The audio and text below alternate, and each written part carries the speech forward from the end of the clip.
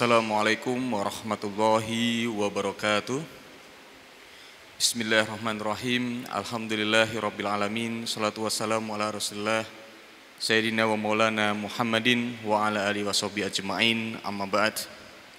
Hadratul muhtaramin, para alim, para ulama, para sepuh, bin sepuh, dumateng panjenenganipun Dr. Kiai Haji Saifuddin LCMA yang kami hormati, jamaah sholat Jum'ah Masjid Agung Jawa Tengah yang kami hormati, segenap santri MAJT Basnas, kaum muslim pendengar setia Radio Dais dan Radio Gaul, dan pemirsa MAJT TV dan TVku dimanapun Anda berada. Alhamdulillah, puji syukur kehadirat Allah Subhanahu wa Ta'ala atas kelimpahan nikmat iman dan Islam, sehingga kita dapat berkumpul pada siang hari ini dalam kajian tematik bersama Kiai kita, Kiai Dr. Kiai Haji Saifuddin LCMA, dalam kajian tematik yakni dengan tema konsep istri dalam Al-Quran. Baik, mengingatkan kepada jamaah salat Jumat ataupun dari santri MAJT Basnas yang nanti ingin bertanya bisa langsung bertanya kepada beliau, Kiai kita Dr. Kiai Haji Saifuddin LCMA.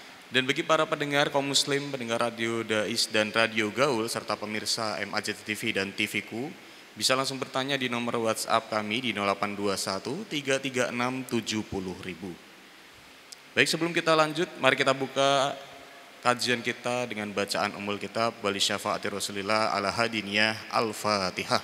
A'udzubillahi minasyaitonirrajim. Bismillahirrahmanirrahim.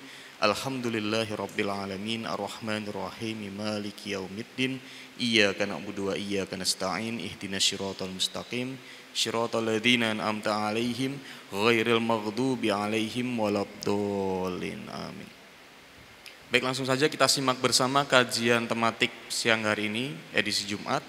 Kepada beliau, Kiai Haji Saifuddin LCMA, kepadanya dipersilahkan.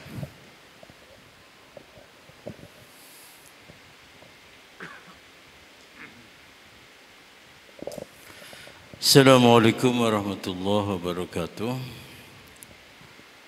Bismillahirrahmanirrahim. Alhamdulillahirabbil alamin wa bihi nasta'in wa ala umuri dunya waddin. Wassalatu wassalamu ala asyrafil anbiya'il mursalin sayyidina wa maulana Muhammadin wa ala alihi washabbihi ajma'in. Rabbi shrah li sadri wa yassir li amri wahlul 'uqdatam min lisani yafqahu qawli. Amma ba'du.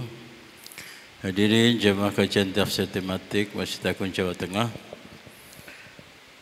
yang dimuliakan oleh Allah, baik yang ada di aula utama Masjid Agung Jawa Tengah, para pendengar setia Radio Dais, para pemirsa MAJT TV, TVku dimanapun Anda berada. Dalam kesempatan kali ini kita masih membahas yaitu tentang konsep istri di dalam Al-Quran, yang secara spesifik kita akan membahas tentang kata imro'ah yang artinya adalah istri. Kita akan melihat bagaimana Al-Quran berbicara tentang istri. Sebagaimana kita ketahui bahwa peradaban manusia itu mempunyai konsep-konsep tersendiri tentang apa itu istri. Orang Jawa misalnya, orang Jawa ada yang mengatakan bahwa istri itu adalah konco wingking, konco wingking, atau wong omah. Artinya apa? Artinya adalah bahwa istri itu adalah ya teman, tapi teman yang ditempatkan di rumah, teman yang ditempatkan di belakang, bukan di depan. Sementara tradisi Yunani, seorang filosof ya, entah itu Aristoteles atau siapa ya, dia mengatakan, saya itu bingung, istri atau wanita itu sebetulnya manusia atau bukan. Kenapa demikian? Ya karena Kalau dikatakan manusia, dia itu bisa diperjualbelikan. Kalau dikatakan manusia, dia kok sedemikian bodoh. Kalau dikatakan manusia, dia kok tidak bisa diajak berpikir dengan baik. Ya. Makanya filosof yang hebat itu kalau dia itu tidak punya istri ya, kayak Rocky Gerung. Ya. Dia akan selalu merasa benar karena tidak pernah dia itu berdiskusi, debat dengan istri. Ya, itu selalu merasa menang. Ya. Seandainya dia itu punya istri, akan ketahuan betapa sulitnya membuat silogisme yang lurus, betapa sulitnya berpikir yang logik ya. Ya, dia harus tetap mempertahankan sampai mati dia tidak punya istri ya. Kalau dia punya istri pasti nanti kecerdasannya akan runtuh. Orang-orang Arab itu juga demikian halnya. Jadi istri itu ya konco wingking, sebuah sosok yang bisa diwariskan dan seterusnya. Tapi kita bisa melihat bagaimana Al-Quran berbicara tentang istri.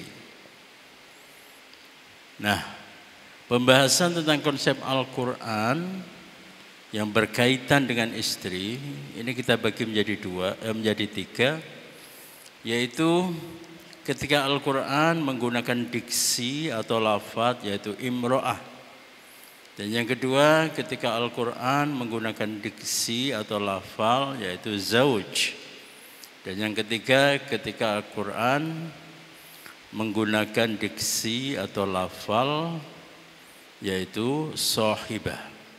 Nah, pada pengajian yang lalu atau pertemuan yang lalu, kita sudah sedikit diberikan gambaran oleh Al-Quran bahwa Al-Quran memandang imro'ah, Al-Quran memandang istri itu adalah sebuah sosok yang berhak mendapatkan warisan. Sebuah sosok yang memang dari satu sisi itu mempunyai karakter yang meledak-ledak, mempunyai emosi yang tidak terkendali, tapi jalan atau cara yang dianjurkan oleh Al-Quran di dalam menghadapi istri semacam itu adalah pada apa yang disebut dengan nusyus, yaitu tidak boleh langsung kemudian disalahkan, kemudian dihukum dan sebagainya. Ini selaras dengan sabda Nabi Muhammad SAW, khuliqat imra'atun min dhal'in a'waj, bahwa perempuan itu diciptakan dari tulang rusuk yang bengkok. Nah, entah ini tulang rusuk itu tulang rusuk dalam arti konotatif atau denotatif. Tapi yang menarik adalah jika kamu meluruskannya dengan keras, maka si tulang rusuk itu akan patah. Tapi kalau kamu membiarkan dia tanpa kamu berusaha untuk meluruskan, maka selamanya dia akan bengkok. Nah, di sini kemudian Al-Quran berbicara bagaimana cara meluruskan ketika perempuan atau ketika seorang istri itu mengalami suatu pemberontakan ya, dalam tanda kutip ya, dalam kutip. Nah, selanjutnya kita akan melihat ya, yaitu yang ada di dalam surah Al-Baqarah ayat 235. Dan tidak ada dosa bagimu meminang perempuan-perempuan itu dengan sindiran, atau kamu sembunyikan keinginanmu di dalam hati. Allah mengetahui bahwa kamu akan menyebut-nyebut mereka. Nah, coba kita perhatikan. Al-Quran berbicara tentang proses khitbah. yaitu lamaran. Jenenge lamaran itu ada dua kemungkinan ya, diterima atau tidak diterima. Jenenge lamaran, nah, ini menunjukkan bahwa sosok yang dilamar itu mempunyai posisi yang tinggi. Dia mempunyai bargaining position yang tinggi karena dilamar. Ini menunjukkan betapa Al-Quran itu mendudukkan atau memposisikan wanita itu dalam posisi yang tinggi ya. Dalam posisi yang tinggi. Jadi sing jenenge wong wadon iku tidak boleh kalau kemudian menawarkan diri ya. Dalam sejarah Islam bahwa perempuan menawarkan diri untuk dinikahi itu hanya berlaku kepada Nabi Muhammad sallallahu alaihi wasallam. In wahabat nafsaha lin nabi in arada an-nabiyyu ay yankihaha khalisatan laka min dunil mu'minin. Itu ada kasus bahwa ada seorang perempuan yang menawarkan diri untuk dinikahi oleh Gusti Kanjeng Nabi Muhammad sallallahu alaihi wasallam. Itu sekian ribu tahun yang lalu ya, sekian ribu tahun yang lalu. Bahwa perempuan atau istri yang kita pinang itu hendaklah dia itu adalah orang yang memang oleh kita itu kita anggap sebagai orang yang baik. Berbeda ya. Berbeda kalau proses pernikahan atau proses perkawinan itu adalah tanpa adanya khitbah, tanpa adanya peminangan, tanpa adanya dodok lawang, kemudian langsung dinikah. Itu adalah sama seperti hewan yang seperti jago yang kemudian mengejar-ngejar babon tanpa nikah, tanpa apa, langsung diterkam. Atau juga seperti kambing. Atau orang yang hidung belang kemudian datang ke lokalisasi tanpa ada pinang, yang penting dia bisa membayar. Nah. Jadi sekali lagi kita bisa melihat bagaimana Al-Quran itu memposisikan wanita, memposisikan istri dengan posisi yang sangat tinggi. Ada khitbah. Dan jeneng khitbah itu ada aturan-aturannya. Nek jenenge wong Jawa iku ana istilah dodok lawang. Mari ngono yaiku nying seti. Mari ngono kemudian ngelamar. Mari ngono macam-macam ya, macam-macam sampai menuju ke pelaminan, itu tahapannya adalah panjang. Yang menunjukkan bahwa wanita itu di dalam Al-Quran, dalam kacamata Al-Quran itu dihargai dengan, dalam tanda kutip ya, dihargai dengan harga yang sangat tinggi dan sangat mulia. Coba kita bayangkan ya, Al-Quran, sebuah kalamullah, sebuah firman Allah Subhanahu wa ta'ala, kitab suci yang merupakan firman dari Zat yang Maha Kuasa, Maha Agung. Kok ya sempat-sempatnya berbicara tentang lamaran? Ini kalau bukan hal yang penting, ini kalau bukan hal yang krusial, maka tidak mungkin ini itu dibicarakan oleh Al-Quran. Baik, selanjutnya kita lihat, yaitu tentang mahar. Sebagaimana tersebut di dalam surah An-Nisa ayat 4, wa atun nisaa sadaqatihinna nihlah fa in tibna lakum an syai'im minhu nafsa fakuluhu hani'am mari'a. Berikanlah mahar kepada wanita yang kamu nikahi sebagai pemberian yang penuh kerelaan. Kemudian jika mereka menyerahkan kepada kamu sebagian dari mahar itu dengan senang hati, terimalah dan nikmatilah pemberian itu dengan senang hati. Nah ini juga setelah proses yang namanya khitbah,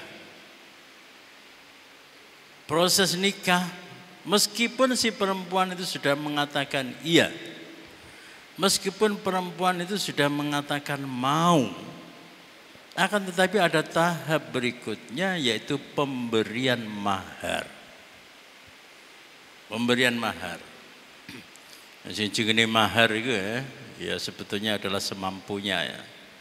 Tapi kalau orang-orang Arab itu, orang-orang Arab itu di dalam memberikan mahar itu wes iku omah saisine. Omah saisine dan itu harus diatasnamakan istri yaitu sejak pernikahan. Makanya ada sebuah film itu ya. Film Mesir yang berjudul Asyaqqatu min haqqi zauja atau min haqqil imra'ah ya. Bahwa flat rumah ya, apartemen itu adalah hak dari si istri. Sehingga apa? Begitu perkawinan berlangsung, kemudian si laki-laki datang atau masuk ke rumah itu, dia itu sebetulnya ya, secara hukum dia masuk di sebuah tempat yang mana tempat itu adalah bukan miliknya. Tapi tempat itu adalah milik dari si istri. Milik dari si istri. Jadi kita bisa melihat ya, wah ini sebetulnya ya. Sebetulnya yaitu penurunan derajat laki-laki yang sedemikian dahsyat. Dalam khitbah itu sebetulnya kan ya. Bagaimana seorang laki-laki yang mempunyai ego, mempunyai kekuasaan, kemudian diminta untuk bersimpuh di hadapan perempuan untuk melamar. Dan setelah lamaran itu diterima, langkah selanjutnya adalah bahwa segala properti, segala pernik-pernik itu harus atas nama istri. Dan kalau saja si suami tidak mempunyai rumah lain selain rumah yang untuk mahar itu, maka dia masuk ke rumah itu adalah dalam rangka sebagai orang yang meminta perlindungan. Makanya cara rojo-rojo ya, kayak rojo-rojo, kayak pangeran, kayak pengusaha gitu ya, kayak pengusaha. Itu kalau mau menikahi seorang, ya dia sudah punya istana. Ketika mau menikahi perempuan, maka perempuan itu dibangunkan istana di sebelah istana besarnya. Ya, itu idealnya ya, idealnya.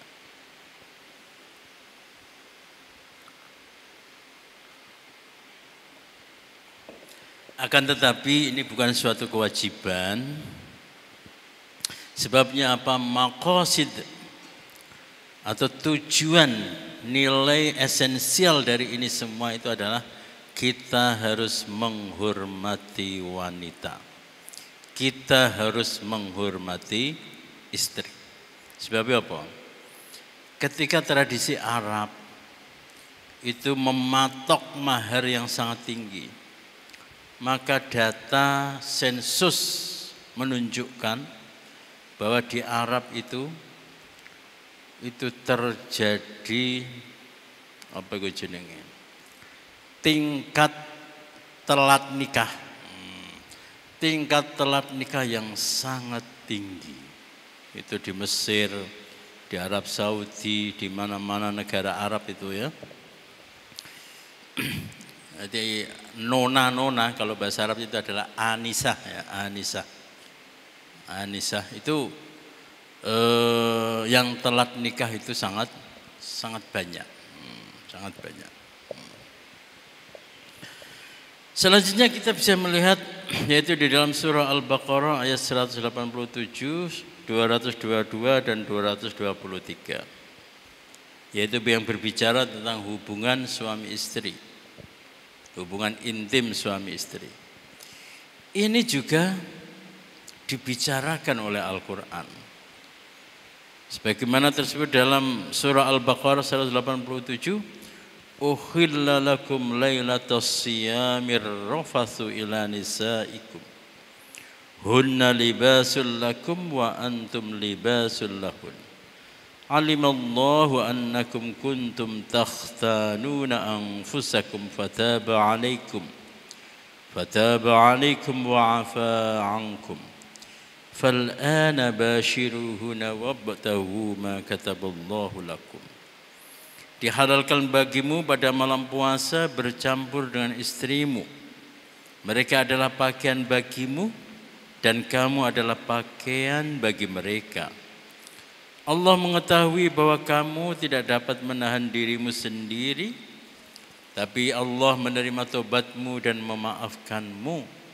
Maka sekarang campurilah mereka dan carilah apa yang telah ditetapkan Allah bagimu. Nah, ya ini menarik. Menarik.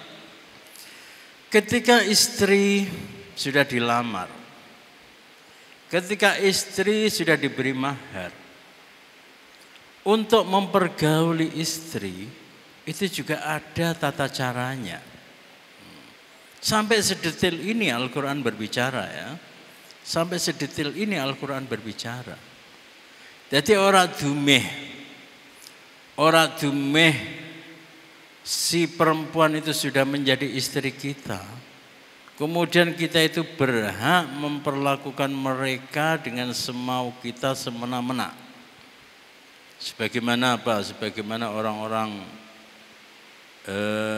Yahudi atau Nasrani ya. Meskipun istrinya itu lagi haid, itu tetap aja dicampuri ya.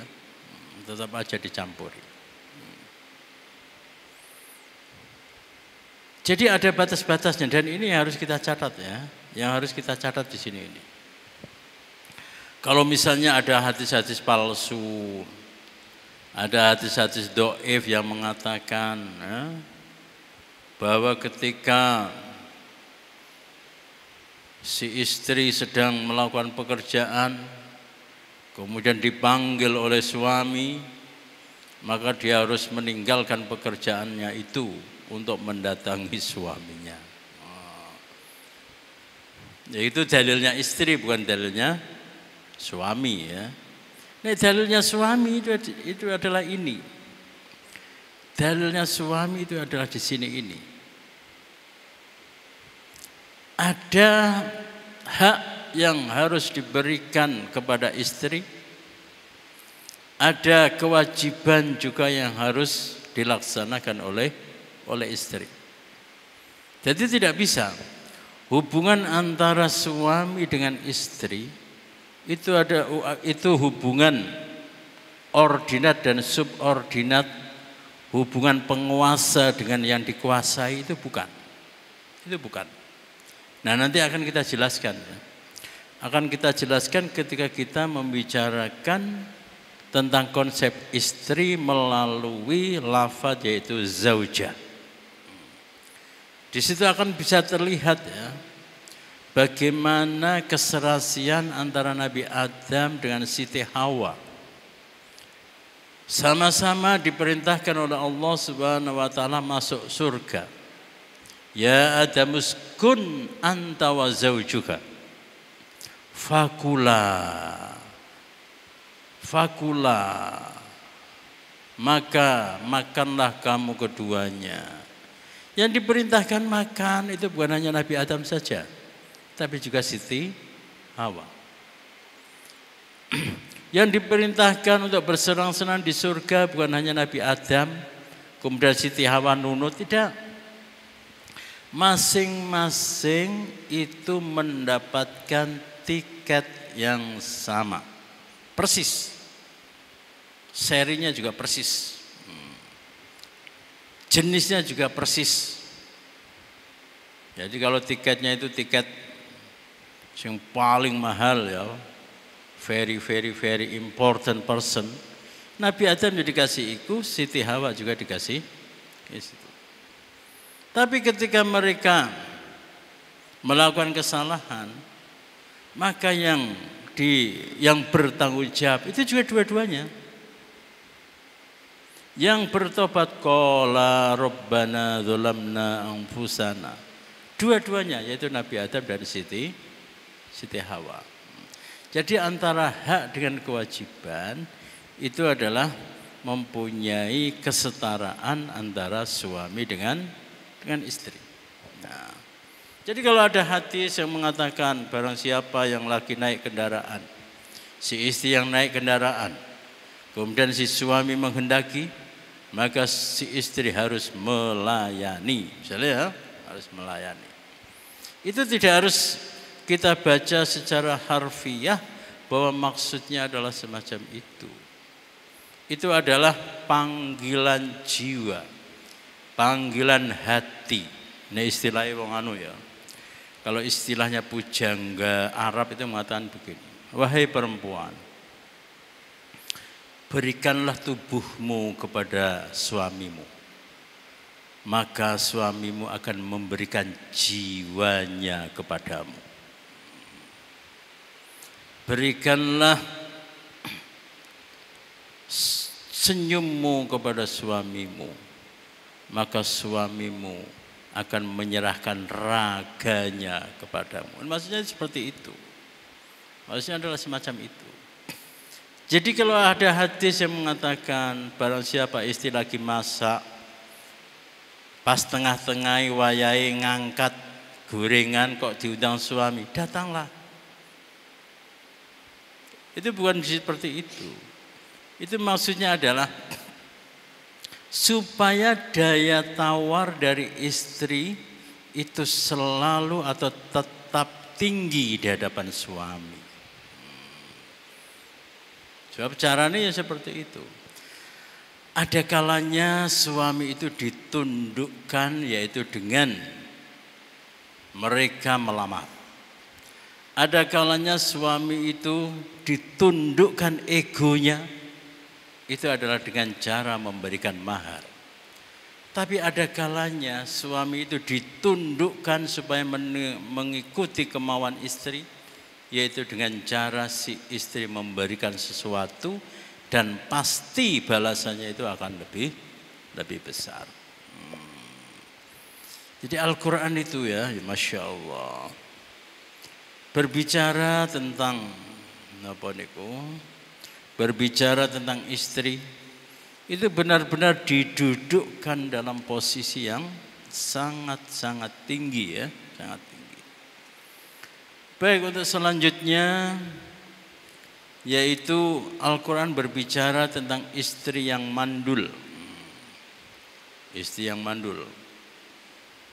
Dalam Al-Quran yaitu kisahnya Nabi Zakaria di dalam surah Maryam ayat 40. Qala rabbi anna yakuni gulamu wa qad balaghanil kibaru wa imraati aqir. Qala kadzalika Allah yaf'alu ma yasha.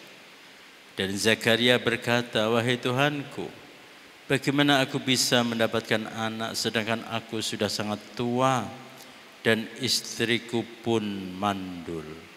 Allah berfirman, demikianlah Allah melakukan apa yang Dia kehendaki.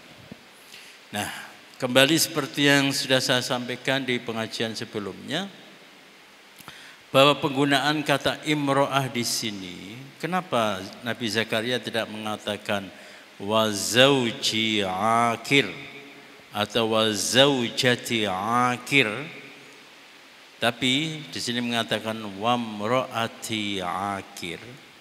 Karena betapapun Nabi Zakaria itu adalah seorang nabi, akan tetapi yang namanya keharmonisan dengan istri itu ya tidak kemudian menjadi terjamin, itu ya tidak menjadi terjamin. Nabi Ibrahim alaihissalam dengan istrinya yaitu Siti Sarah Ini juga فأقبلت امرأته في صرة فصقت وجهها وقالت عجوز عقيم. Istrinya, yaitu istri Nabi Ibrahim, datang sambil berteriak, lalu menepuk-nepuk wajahnya sendiri dan berkata, aku ini seorang perempuan tua yang mandul. Nah, ini juga istri dari Nabi Ibrahim, yaitu Siti Sarah, itu tidak disebut di sini sebagai imro'ah, tapi disebut sebagai zaujah. Kenapa demikian?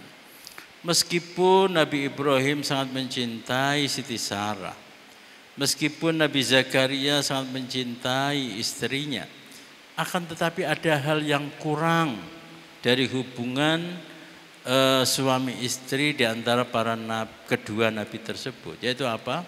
Yaitu tidak adanya anak. Tidak adanya anak.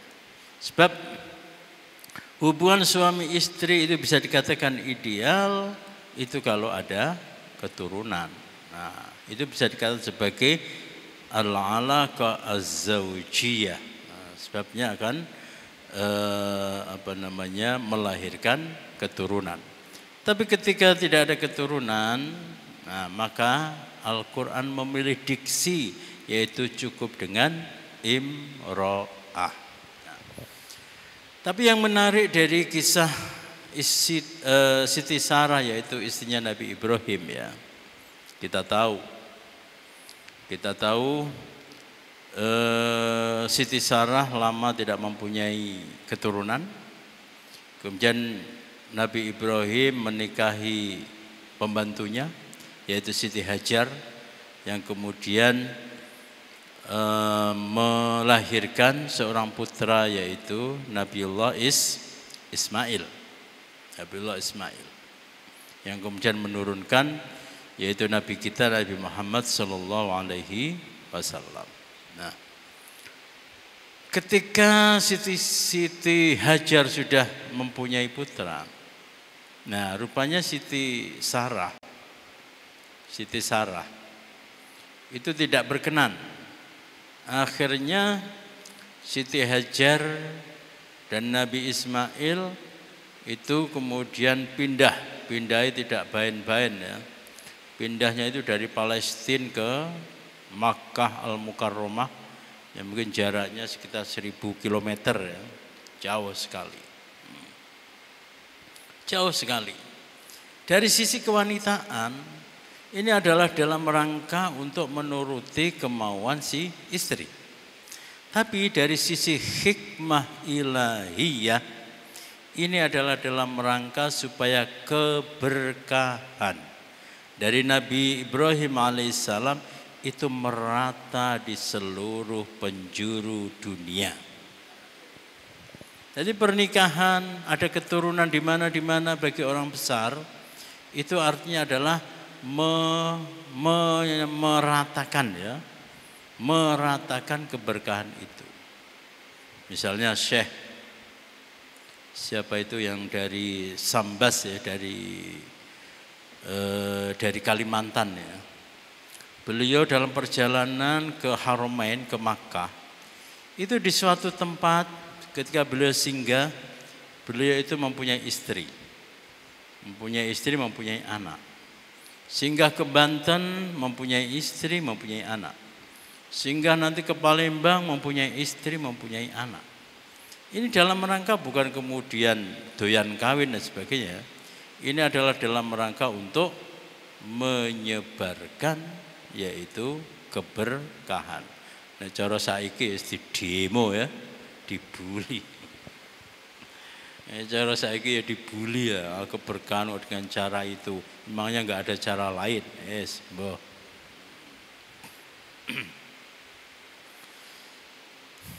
Nah, kita lihat dari kisah Nabi Ibrahim dan Siti Sarah, ya. Ini ceritanya kan malaikat bertandang ke kediaman Nabi Ibrahim. Kemudian Nabi Ibrahim menyiapkan, yaitu suguhan, yaitu berupa sapi disembelih, dipanggang dan sebagainya, disuguhkan kepada malaikat kira-kira jumlahnya ya 4 gitu ya. Jadi seekor sapi itu dipangan berempat gitu ya. Karo tamu, karo tuan rumah ya dipangan berenam. Nah, yang menarik adalah itu ternyata Siti Sarah itu ya tidak kemudian berdiam di kamar, mengurung diri di kamar atau di dapur ngulek sambal, tidak. Siti Sarah juga ikut menemui tamu-tamu itu yang notabene itu adalah sosoknya adalah sosok laki-laki meskipun malaikat ya. Jadi tradisi Arab, tradisi para nabi-nabi, para istri nabi itu mereka itu tampil, tidak kemudian ngumpet neng dapur, ngumpet neng kamar, ngumpet neng belakang, tidak, tapi tampil. Nabi Nuh sekalipun ya, terlepas dari bahwa istri Nabi Nuh itu bukan orang yang mukminah, tapi beliau itu tampil di masyarakat. Istri Nabi Ibrahim juga tampil di masyarakat, tampil menemui tamu-tamu. Istri Nabi Lot juga demikian. Istri Nabi Muhammad SAW juga demikian. Kemudian istrinya penguasa Mesir, waqalat imra'atul aziz,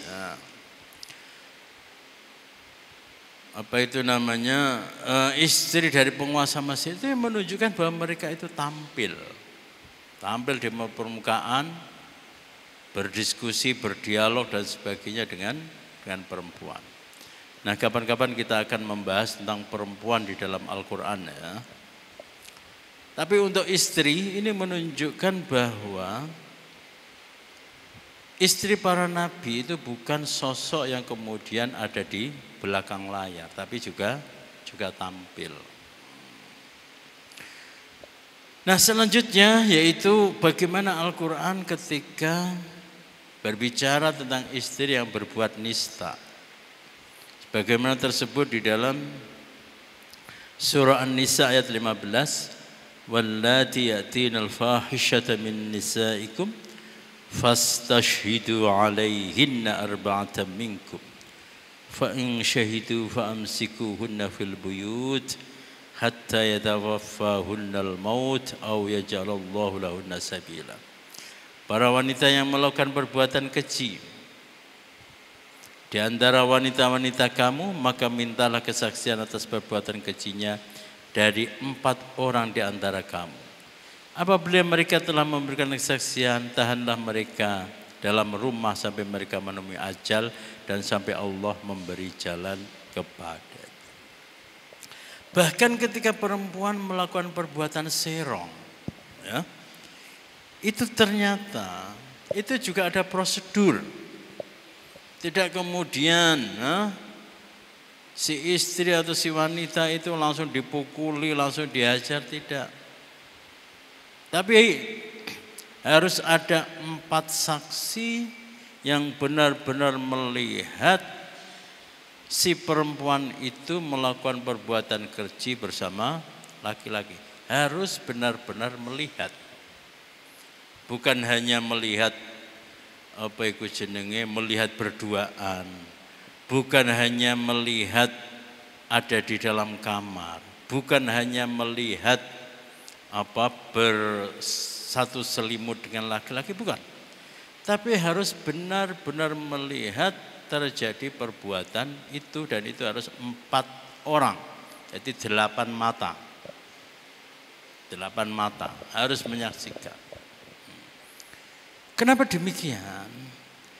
Karena yang namanya harga diri itu harus lebih diunggulkan daripada cuman penegakan hukum.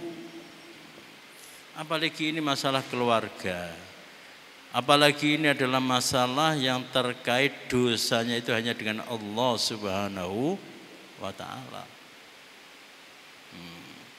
Jadi harga diri, makanya para ulama di dalam mengkonsep atau ad-daruriyat al-khams ya, yaitu prinsip-prinsip yang 5 di dalam agama, itu ada yang mengatakan ada hifdzuddin, hifdzul mal, hifdzun nafs.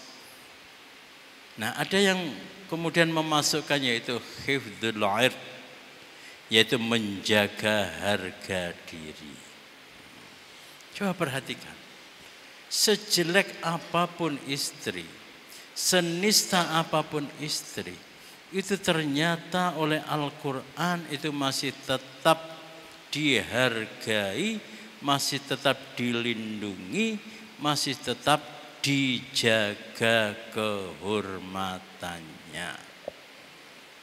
Coba kita lihat ya, bagaimana Al-Quran itu di dalam memposisikan istri itu dengan posisi yang sangat mulia dan sangat tinggi. Kemudian bahwa istri di bawah tanggungan suami, tanggung jawab suami. Ar-rijalu qawwamuna 'alan nisa bima faddalallahu ba'dahum 'ala ba'd. Yang ini apa? Tujuannya adalah supaya laki-laki itu tidak leda-ledi, supaya laki-laki itu tidak malas-malesan, supaya laki-laki itu tidak penakut, supaya laki-laki itu tidak kemudian lemesan, tapi laki-laki itu harus laki-laki itu harus menjadi penjaga dari itu itu syarat ya. Syarat yang harus digembleng di mental ya. Itu kalau orang Mesir itu ya. Ini agak lucu ya. Kalau ada anak laki-laki jalan misalnya bersama dengan saudara-saudara perempuan, entah itu perempuannya itu kakaknya atau adiknya, si laki-laki itu gayanya itu sok melindungi ya, sok melindungi. Jalan di depan, kemudian mengatur jalan, meminggir-minggirkan, itu sok melindungi, sok melindungi. Tapi mental semacam itu memang harus ditumbuhkan. Harus ditumbuhkan. Karena memang fungsi pertama, fungsi yang utama dari laki-laki itu adalah melindungi. Ini sekarang ya perempuan kok merasa tidak mau dilindungi, pengen bebas merdeka, yang akibatnya laki-laki menjadi pemalas. Ya, jangan salahkan laki-laki kalau menjadi pemalas. Baik hadirin sekalian, demikianlah yang bisa saya sampaikan yang terkait dengan konsep istri dalam Al-Quran. Kita bisa melihat bagaimana Al-Quran memposisikan istri dengan posisi yang sangat-sangat tinggi semenjak khitbah, yaitu lamaran sampai mahar, bahkan ya ketika si istri itu melakukan perbuatan yang tidak baik, itu Al-Quran tetap menjaga kehormatan dari si istri. Ada pertanyaan? Baik, monggo.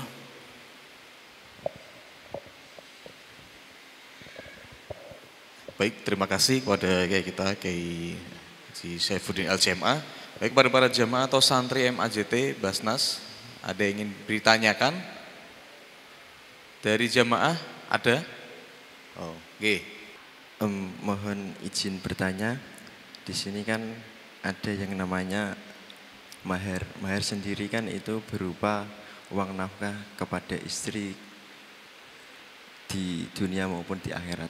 Nah, dilihat di zaman sekarang itu kebanyakan kok ada yang namanya pemberian mahar yang berupa dengan, mohon maaf ya dalam kutip, memberikan peralatan kayak pegunungan ataupun peralatan, ada yang mancing alat seperti itu. Apakah di dalam Islam itu diperbolehkan ataupun ada hadis yang tertera tidak harus mahar berupa uang? Terima kasih.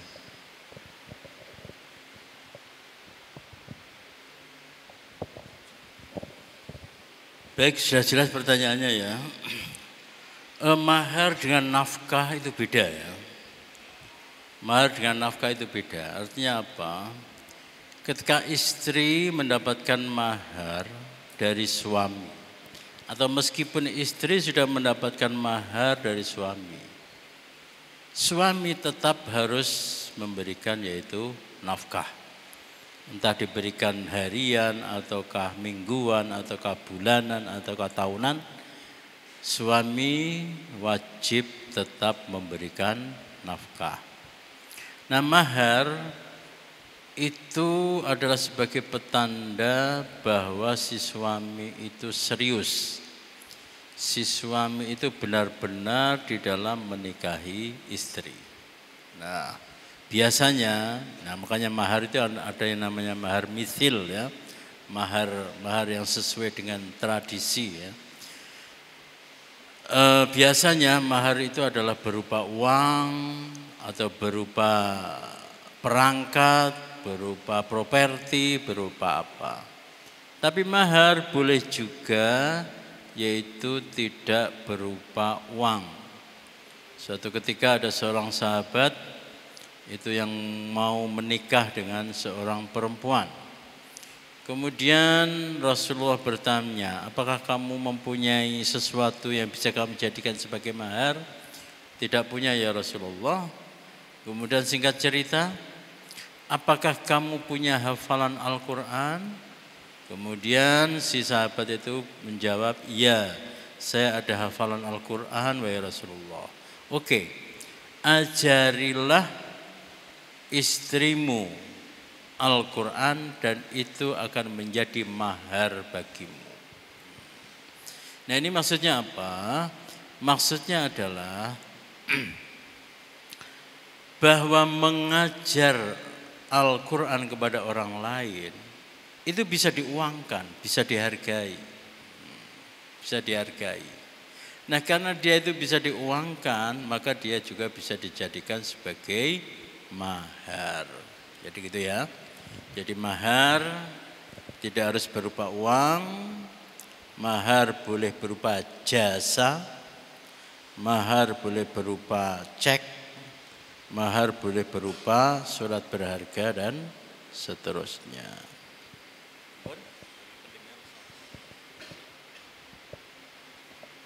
Baik, terima kasih Ustadz. Satu lagi nih dari pendengar. Assalamualaikum warahmatullahi wabarakatuh, Kiai. Saya perkenalkan, saya Subhan dari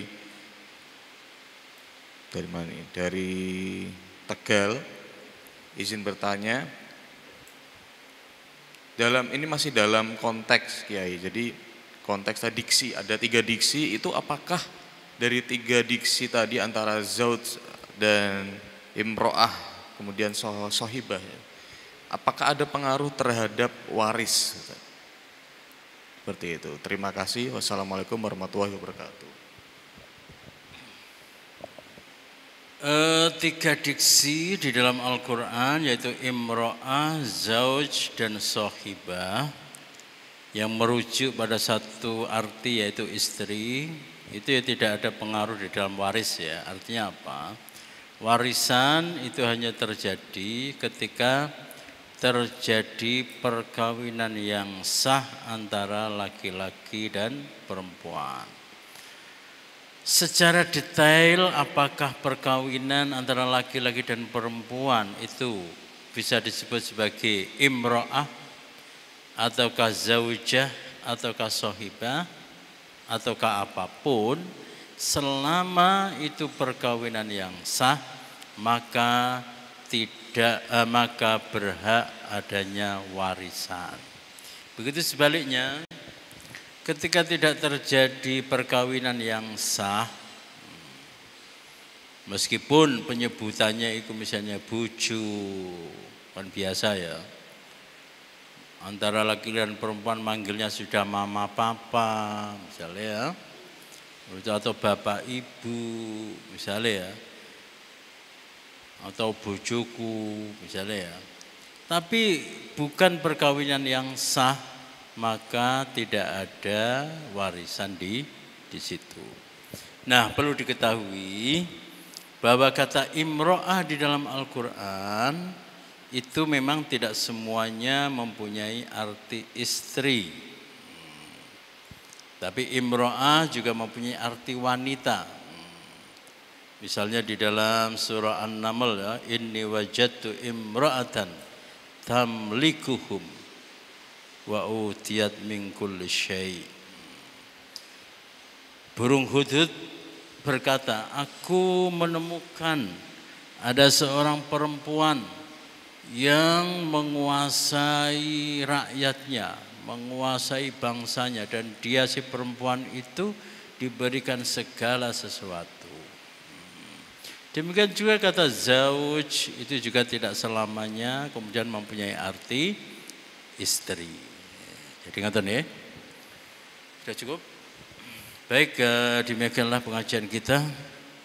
Semoga bermanfaat. Insyaallah minggu depan kita akan membahas konsep istri melalui diksi yaitu zauj atau zaujah. Baik, kita akhiri dengan doa kafaratul majlis. Subhanakallahumma wa bihamdika asyhadu an la ilaha illa anta astaghfiruka wa atubu ilaik. Assalamualaikum warahmatullahi wabarakatuh. Jazakumullah khair Kiai kita Kiai Haji Saifuddin LCMA. Semoga kita selalu senantiasa diberikan kesehatan dan dipertemukan di dalam kajian berikutnya. Wassalamualaikum warahmatullahi wabarakatuh.